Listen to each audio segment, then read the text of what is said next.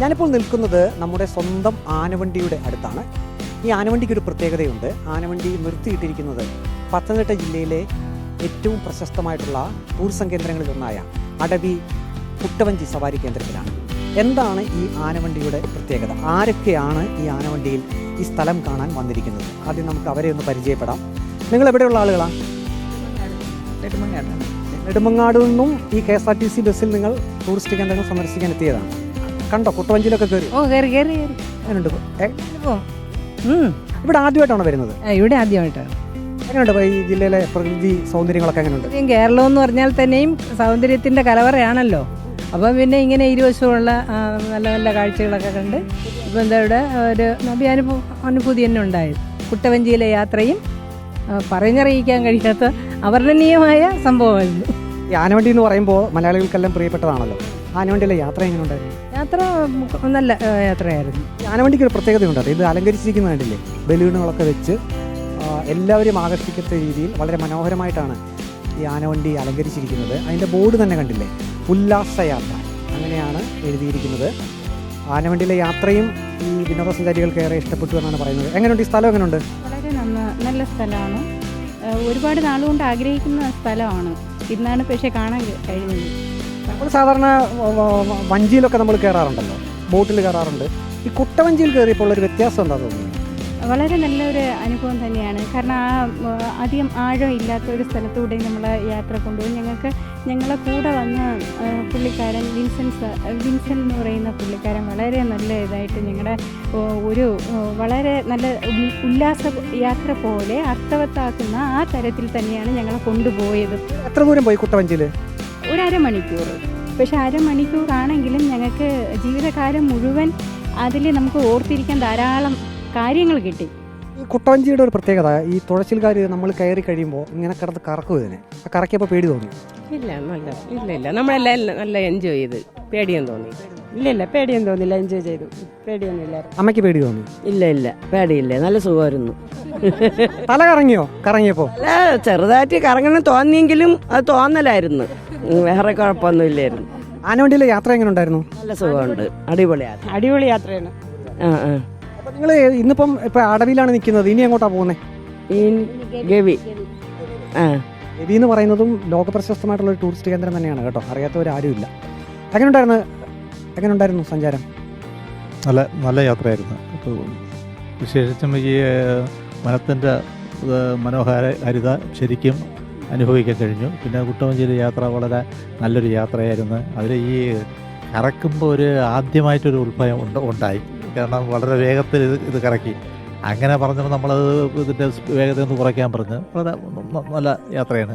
ഈ അടവി കുട്ടവഞ്ചി സവാരി കേന്ദ്രത്തിൽ ഒരു പ്രത്യേകത, ഇവിടെ കല്ലാറ്റിന് ആഴം തീരെ കുറവാണ്. അപ്പോൾ കുട്ടികളെയും കൊണ്ട് വരുന്നവർക്കൊക്കെ, അമ്മമാർക്കും അച്ഛന്മാർക്കൊക്കെ ആണെങ്കിൽ, മാതാപിതാക്കൾക്ക് ഒരു സുരക്ഷിതത്വ ബോധമുണ്ട്. കാരണം ആഴം കുറവായതുകൊണ്ട്. അങ്ങനെയല്ലേ? അതെ, ആഴം കുറവായതുകൊണ്ട് മാത്രമല്ല, കുട്ടവഞ്ചി കുറച്ചുകൂടെ നമുക്ക് എൻജോയ് ചെയ്യാൻ പറ്റും. ബോട്ടിങ്ങിനെക്കാളും കുറച്ചുകൂടി നമുക്ക് അതിനോട് അടുത്ത് ചേർന്നിരിക്കുന്ന പോലെ. പിന്നെ യാത്രകൾ പൊതുവെ ഇഷ്ടപ്പെടുന്നതുകൊണ്ടാണ് നമ്മൾ ഇങ്ങനെ. ഇതിപ്പോൾ ഫസ്റ്റ് ടൈമാണ് ഈ KSRTCയിൽ. പക്ഷേ ഒരുപാട് എൻജോയ് ചെയ്തു. ഇനി ഈ സ്ഥലം കുറച്ചുകൂടിയൊക്കെ പുറത്തുള്ള ടൂറിസ്റ്റുകാരും കൂടി കുറച്ചുകൂടി അറിഞ്ഞ് വരേണ്ടതാണ്. അവർക്ക് ഭയങ്കരമായിട്ട് എൻജോയ് ചെയ്യാൻ പറ്റും എന്ന് തന്നെയാണ് എനിക്ക് തോന്നുന്നത്. ഈ മോളെ കൊണ്ട് കയറിയപ്പോൾ എന്തെങ്കിലും പേടി തോന്നിയിരുന്നോ? ഇല്ല. പേടി എന്ന് വെച്ചാൽ ആഴം തോന്നാത്തത് കൊണ്ടാണ്. പിന്നെ ലൈഫ് ജാക്കറ്റ് ഉണ്ടല്ലോ എന്നുള്ള ധൈര്യത്തിലാണ്. പിന്നെ കയറിയ ആൾ നല്ല കംഫർട്ടബിൾ ആയിരുന്നു. അവർ നമ്മളെ പറഞ്ഞ് അവർ വളരെ കെയർഫുള്ളായിട്ട് കൊണ്ടുപോകുന്നതും കാര്യങ്ങൾ പറഞ്ഞു തരുന്നതും ഒക്കെ. അതുകൊണ്ട് നമുക്ക് അങ്ങനെ ഒരു വലിയ പേടിയില്ല. കറക്കിയപ്പോൾ ഒരു ചെറിയ പേടി, എന്നാൽ അത് ഒരു രസമായിരുന്നു. നിങ്ങൾ ഇവിടെ നിന്ന് അങ്ങോട്ട് ഇറങ്ങി ചെന്ന് കഴിഞ്ഞപ്പോൾ ആദ്യമായിട്ടാണല്ലോ ഇത് കാണുന്നത്. ആദ്യം ഇറങ്ങി ചെന്ന് ഇത് കണ്ടപ്പോൾ മനസ്സിലെന്താ തോന്നി? കണ്ടപ്പോൾ ഈ ഒരു ഡ്രീം പ്ലേസ് എന്ന് തന്നെ പറയാം. നമുക്ക് അവിടെ നിന്ന് വരാൻ തോന്നില്ല. പ്രത്യേകിച്ച് കാട് യാത്രയൊക്കെ ഭയങ്കര ഇഷ്ടമുള്ള ഒരാളാണ് ഞാൻ. അതുകൊണ്ട് എത്ര പോയാൽ ഞങ്ങളെ ഏറ്റവും അടുത്തുള്ള സ്ഥലം പൊന്മുടിയാണ്. അത് തന്നെ എത്ര തവണ പോയാലും എനിക്ക് മടുക്കാത്തൊരു സ്ഥലമാണ്. സത്യം പറഞ്ഞാൽ നമ്മൾ മലയാളികൾ വലിയ ഭാഗ്യമുള്ളവരാണ്. കാരണം നമ്മുടെ നാട്ടിൽ ഇത് ഇത്രയും സ്ഥലങ്ങൾ ഇങ്ങനെ ഉള്ളത് അല്ലേ? നമ്മൾ വേറെ ഒരിടത്തും പോകണ്ട. അപ്പോൾ ഹസ്ബൻഡ് ഗൾഫിലാണ്. അപ്പോൾ ഗൾഫിൽ ഇങ്ങനെ പോകാമല്ലോ എന്നൊക്കെ അവസരം പറഞ്ഞെങ്കിൽ ഞാൻ പറഞ്ഞു ആദ്യം എൻ്റെ കേരളം മൊത്തവും കണ്ടിട്ട് മതിയാവും പിന്നെ ബാക്കി യാത്രയൊക്കെ എന്നാണ് ഞാൻ പറഞ്ഞത്. ഇവിടെ ഇതിൻ്റെ കോർഡിനേറ്റർ ഒരാൾ ഉണ്ടല്ലോ. എങ്ങനെയുണ്ട്? നിങ്ങൾ എങ്ങനെയാണ് ഇത് കോർഡിനേറ്റ് ചെയ്യുക? എങ്ങനെയാണ് ഇതിൻ്റെ കാര്യങ്ങൾ? നമ്മൾ ഓരോ ട്രിപ്പ് ചാർട്ട് ചെയ്യും. എന്നിട്ട് അത് റൂട്ട് കിലോമീറ്റർ എല്ലാം വെച്ചിട്ട് എമൗണ്ട് ഫിക്സ് ചെയ്യും. എന്നിട്ട് അതെല്ലാം നമ്മുടെ വാട്സപ്പ് ഗ്രൂപ്പുണ്ട്, ഫേസ്ബുക്ക്, അങ്ങനെയുള്ള ഓൺലൈൻ മീഡിയാസ് വഴി അറിയിപ്പ് കൊടുക്കും. അപ്പോൾ താല്പര്യമുള്ള ആൾക്കാർ വിളിച്ചു വരും. പിന്നെ മറ്റുള്ള ജില്ലകളിലുള്ളവർക്ക് അറിയാനൊരു ആഗ്രഹം കാണും, ഏതൊക്കെ ജില്ലകളിൽ നിന്ന് ഇങ്ങനെ സർവീസ് ഉണ്ട് നിലവിൽ? കേരളത്തിലെ എല്ലാ ഡിപ്പോകളിൽ നിന്നുണ്ട്. ഇപ്പോൾ BTC, ബഡ്ജറ്റ് ടൂറിസം സെൽ, അത് ഇപ്പോൾ ഒരു പുതിയ 2 വർഷമായി പരിപാടി തുടങ്ങിയിട്ട്. ഇപ്പോൾ ഈ കഴിഞ്ഞ 2024 മുതൽ എല്ലാ ഡിപ്പോകളിലും പരമാവധി ട്രിപ്പുകൾ ഓപ്പറേറ്റ് ചെയ്യുന്നു. ഇപ്പോൾ തന്നെ ഈ ഓണത്തിന് തന്നെ ഗവിയിൽ ഏകദേശം 30,000 പേരെ കൊണ്ടുപോയത് നമ്മുടെ KSRTC ആണ്. അതിൽ അഭിമാനമുള്ള കേസാണ്. നെടുമങ്ങാട് നിന്ന് ഈ യാത്ര നമ്മൾ തയ്യാറാക്കുമ്പോൾ ഒരു ആൾക്ക് എത്ര രൂപ മുടക്കേണ്ടി വരും? ഇപ്പോൾ ഉച്ചത്തെ ഫുഡ്, അവിടുത്തെ എൻട്രി ഫീസ്, ഇവിടുത്തെ കുട്ടവഞ്ചി സവാരി, അതെല്ലാം കൂടെ ചേർത്തിട്ട് 1950 രൂപയാണ് നെടുമങ്ങാടത്തെ ചാർജ്.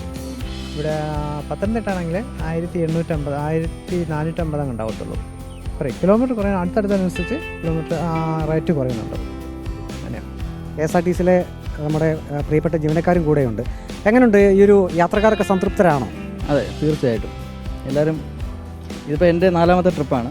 ഞങ്ങൾ റീസെൻ്റായിട്ടാണ് ഇത് തുടങ്ങിയത്, BTC. ഇത് 4ാമത്തെ ട്രിപ്പിലാണ് ഞാനിപ്പോൾ വരുന്നത്. എല്ലാവർക്കും വലിയ അഭിപ്രായമാണ്.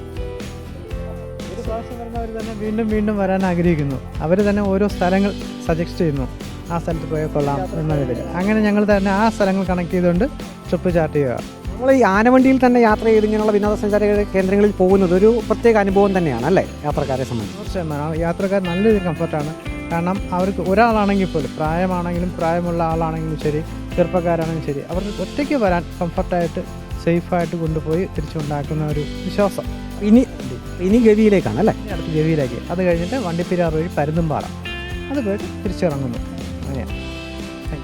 അടവി കുട്ടവഞ്ചി സവാരി കേന്ദ്രത്തിൽ കഴിഞ്ഞ ഓണക്കാലത്ത് റെക്കോർഡ് കളക്ഷനാണ് ഉണ്ടായത്. ധാരാളം വിനോദസഞ്ചാരികളാണ് അടവി കുട്ടവഞ്ചി സവാരി കേന്ദ്രത്തിലേക്ക് എത്തുന്നത്. ഇവിടുത്തെ പ്രകൃതി രമണീയതയാണ് ഏറ്റവും പ്രധാനപ്പെട്ട ഒരു ഘടകം. ഇപ്പോൾ ഈ KSRTCയിൽ നമ്മുടെ എല്ലാം പ്രിയപ്പെട്ട ആനവണ്ടിയിലാണ് ഈ വിനോദസഞ്ചാരികൾ അടവി കുട്ടവഞ്ചി സവാരി കേന്ദ്രം, ഒപ്പം ഗവി ഉൾപ്പെടെയുള്ള വിനോദസഞ്ചാര കേന്ദ്രങ്ങളിലേക്ക് പോകുന്നത്.